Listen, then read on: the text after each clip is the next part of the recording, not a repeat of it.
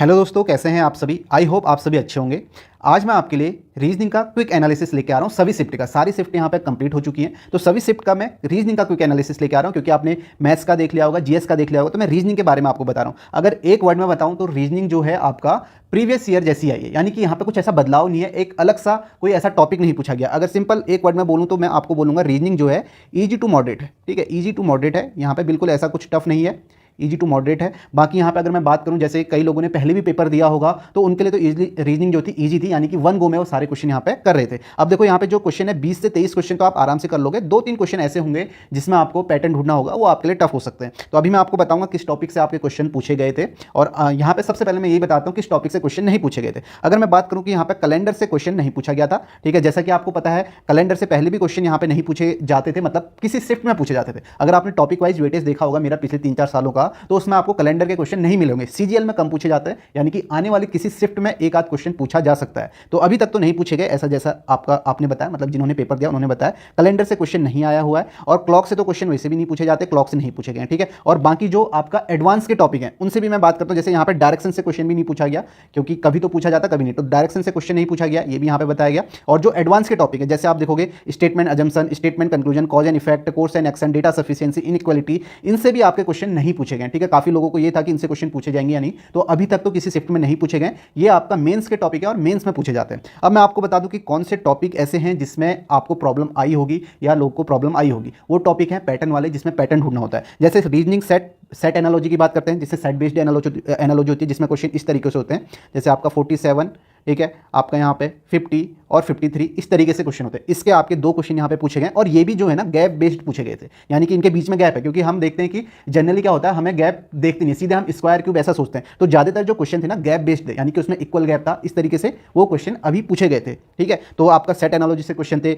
Number series से था, ये भी आपका गैप बेस्ड था, इससे भी एक क्वेश्चन पूछा गया था। और किसी शिफ्ट में हो सकता है 2 क्वेश्चन पूछे गए थे, क्योंकि एग्जैक्ट तो मैं भी नहीं बता पाऊंगा कि आपका कितने पूछे गए थे। जैसा आपने बताया, तो ये है आपका नंबर सीरीज से। ठीक है, ये इंपॉर्टेंट टॉपिक है, ठीक है, जिसमें आपको मेहनत करनी है। कोडिंग डिकोडिंग से आपका 2 से 3 क्वेश्चन थे, किसी शिफ्ट में 2 क्वेश्चन, किसी में 3 क्वेश्चन पूछे होंगे। ये भी आपका 2 तो आसानी क्वेश्चन पूछे गए थे, एक क्वेश्चन ऐसा हो सकता है किसी में थोड़ा सा आपका लॉजिक, अच्छा लॉजिक हो सकता है। मिसिंग नंबर से कोई क्वेश्चन नहीं था अभी तक। ठीक है, ब्लड रिलेशन से यहाँ पे क्वेश्चन थे, 2 क्वेश्चन थे, और वो भी कोडेड ब्लड रिलेशन से। ठीक है, वो भी मैंने आपको कराया हुआ, उससे क्वेश्चन यहाँ पे थे। रिपीटेड सीरीज का एक क्वेश्चन बताया, ठीक है, एक शिफ्ट में। ऑड वन आउट का लेटर टाइप तो नहीं बताया, लेकिन नंबर टाइप यहाँ पे पूछा गया था, मैंने नीचे लिखा होगा number type, odd one out का नंबर टाइप पूछा गया था। ठीक है, ये भी एक शिफ्ट में अच्छा पूछा गया था, बाकी में गैप बेस्ड था, तो ये आपका क्वेश्चन यहाँ पे पूछा गया था। बाकी आप देखोगे नंबर एनालॉजी से, नंबर एनालॉजी आपको बताइए, जैसे मैं यहाँ पे कहूँ कि आपका 464, इस तरीके का क्वेश्चन आपको बताइए, इससे भी आपका क्वेश्चन पूछा गया था। मतलब ये भी आपका आसान क्वेश्चन था, एक में तो अच्छा लॉजिक पूछा गया था। ये आपका इससे एक क्वेश्चन पूछा गया था। अर्थमेटिक रीजनिंग से कोई क्वेश्चन नहीं था। फिगर सीरीज से आपका अच्छा क्वेश्चन पूछा गया था। इससे एक क्वेश्चन जो अल्टरनेट लॉजिक वाला है, अभी मैंने लास्ट वीडियो कराई है, उससे पूछा गया था अल्टरनेट लॉजिक का। ठीक है, फिगर सीरीज से था। लेटर सीरीज से भी आपका एक क्वेश्चन था, यानी कि ये हो सकता है किसी शिफ्ट में लेटर सीरीज से पूछा जाए, किसी में नहीं पूछा जाए।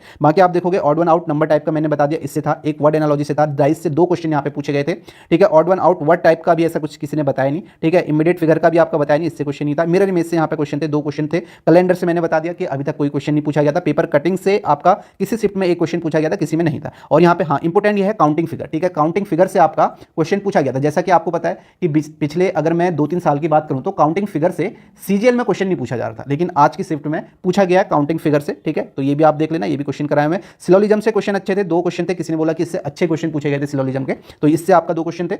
बाकी मैथमेटिकल साइंस से तो क्वेश्चन पूछे ही जाते हैं, 2 क्वेश्चन इससे थे, ये भी आसान थे। डिक्शनरी ऑर्डर यहाँ पे नहीं बताया, लेकिन ये पूछा जाता है। ठीक है, ये जो भी टॉपिक यहाँ पे लिखे हैं, इनसे किसी शिफ्ट में क्वेश्चन आएगा, किसी शिफ्ट में नहीं आएगा, लेकिन ये सारे टॉपिक ऐसे हैं जो पहले भी पूछे गए। वेन डायग्राम से कोई क्वेश्चन नहीं था, ये यहाँ पे बताया गया। तो ये सारे यहाँ पे टॉपिक हैं जो क्वेश्चन पूछे जा रहे हैं जिनसे। और फिर से मैं बता दूं, रीजनिंग कोई ऐसी नहीं है जिसमें आपको ऐसा लगे कि यार क्या ही होगा, क्या ही आ जाएगा, ऐसा कुछ नहीं है। काउंटिंग फिगर के आप देख लेना, क्योंकि इससे पहले क्वेश्चन नहीं पूछा गया था, इससे पूछा गया। मतलब पहले पूछे जाते थे, पिछले 1-2 सालों में सीजीएल में नहीं पूछे जाते, सीएचएसएल में पूछे जाते थे। बाकी आपको फिर से मैं बता दूं, रीजनिंग आपका प्रीवियस ईयर की ही तरह, बाकी कुछ ऐसा नहीं है। बाकी आपको क्वेश्चन तो मैं एग्जैक्ट यहाँ पे बता नहीं पाऊंगा, क्योंकि मैंने तो पेपर दिया नहीं है, मेरा पेपर अभी है भी नहीं। अगर मैं दे के आता तो आपको बता देता। तो यहाँ पे ये मैंने आपको बता दिया कि ये आपके टॉपिक से पूछे गए थे। ठीक है, रीजनिंग सेट एनालॉजी का आपका इससे आप देख लें, क्योंकि इससे अच्छा क्वेश्चन है, गैप बेस्ड आपका पूछा गया था। ठीक है, बाकी नंबर सीरीज हो गया, कोडिंग डिकोडिंग देख लेना, blood relation, coded blood relation से क्वेश्चन यहाँ पे पूछे गए थे। तो बाकी कैलेंडर क्लॉक कुछ नहीं आया है। ये भी आपका मेंस के जो भी टॉपिक हैं, ठीक है, इनइक्वालिटी, इससे भी आपका कुछ भी नहीं पूछा गया है। ठीक है, सभी को समझ में आ गया। तो यही रीजनिंग का था कंप्लीट। अलग अलग शिफ्ट का